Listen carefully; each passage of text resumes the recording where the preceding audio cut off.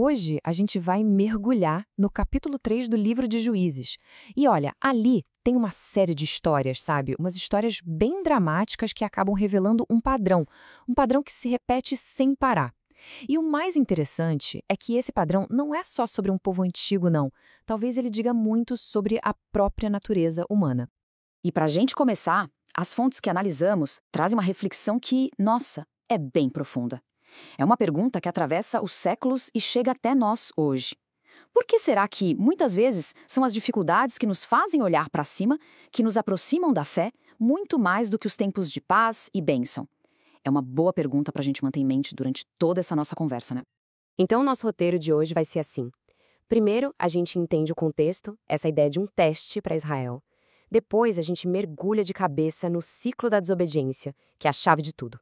Daí, vamos ver isso na prática com dois libertadores, Otoniel e Eude, que são bem diferentes um do outro. E para fechar, a gente discute por que esse ciclo todo ainda importa tanto para a gente hoje. Muito bem, vamos lá. A primeira pergunta que o texto meio que joga pra gente é: por que raios ainda existiam nações inimigas na Terra Prometida, mesmo depois da conquista? E a resposta, acredite, não é que foi um descuido ou um acidente. Tinha um propósito. Segundo as fontes que a gente consultou, essa presença de outros povos tinha, na verdade, um propósito duplo. O primeiro era um teste de fidelidade, sabe? Para ver se Israel ia mesmo seguir os mandamentos de Deus, mesmo cercado por outras culturas, outros deuses. E o segundo motivo era bem prático. Era para ensinar as novas gerações sobre a guerra. Aqueles que não viveram as grandes batalhas precisavam entender de onde vinha a verdadeira segurança.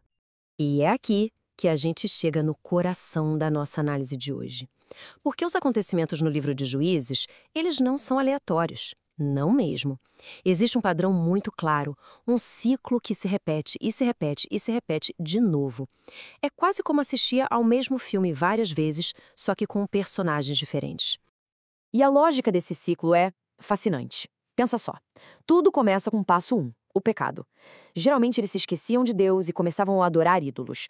A consequência disso, passo 2, servidão. Eram oprimidos, perdiam a liberdade para um rei estrangeiro. Aí, no meio do sofrimento, vem o passo 3, a súplica. Eles clamavam a Deus por ajuda. E, finalmente, em resposta a esse clamor, vinha o passo 4, a salvação. Deus enviava um libertador, um juiz, para salvá-los. O problema é que a paz que vinha depois, essa nunca durava muito. Tá, mas como é que esse ciclo acontecia na vida real? Vamos ver o primeiro exemplo, o primeiro juiz, Otoniel. A história dele é tipo um resumo perfeito, sabe? Um caso clássico desse padrão de 4 etapas. Olha só como o padrão se encaixa direitinho. Pecado. Israel começa a servir aos deuses da região, os Baalins e os postes de Azerá. Servidão. Como resultado, ficam 8 anos oprimidos por um rei da Mesopotâmia com um nome complicadíssimo, Cusã-Risatafim. Aí vem a súplica. O povo desesperado clama ao Senhor. E, por fim, a salvação.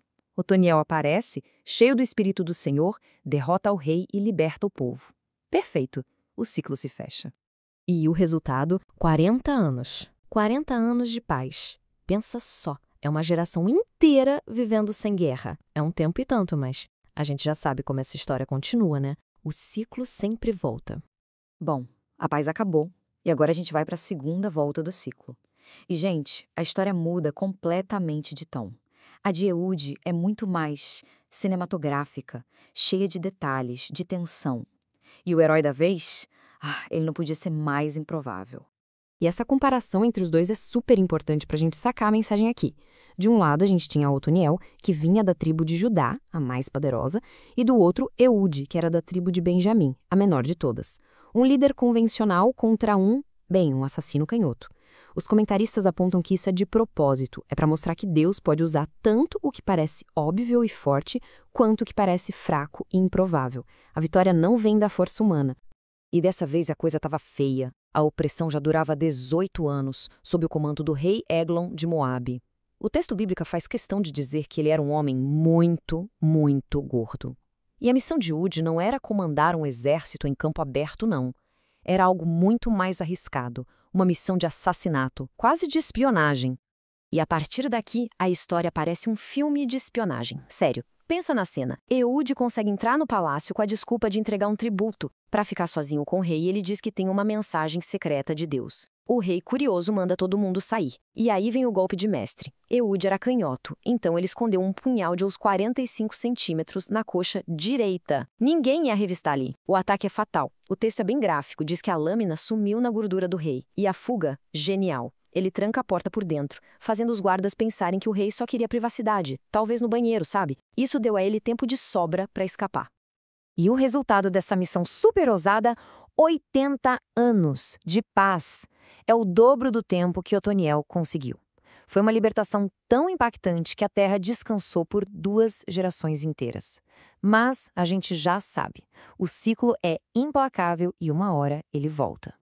Ok. A gente viu o ciclo acontecer 2 vezes, com 2 heróis bem diferentes.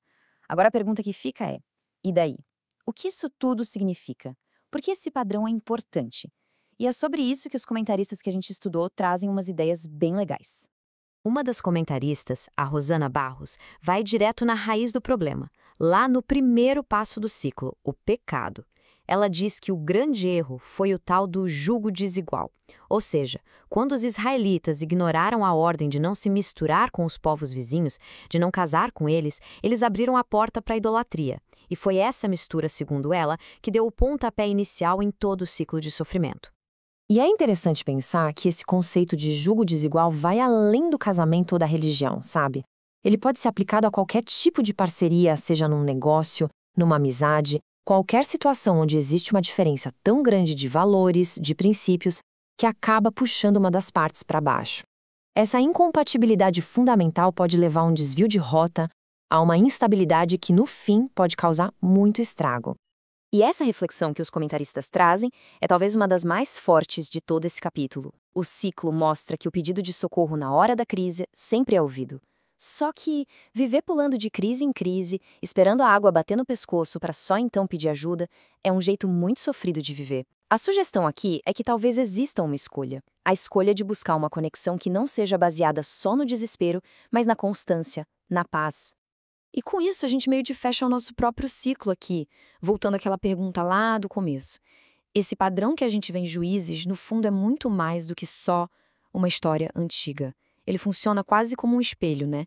Um convite para a gente olhar para dentro e se perguntar, e na minha vida? Quais são os ciclos que se repetem? Ciclos de erro e resgate, de dificuldade e crescimento? Porque no final das contas, o primeiro passo, e talvez o mais importante para quebrar um ciclo é reconhecer que ele existe.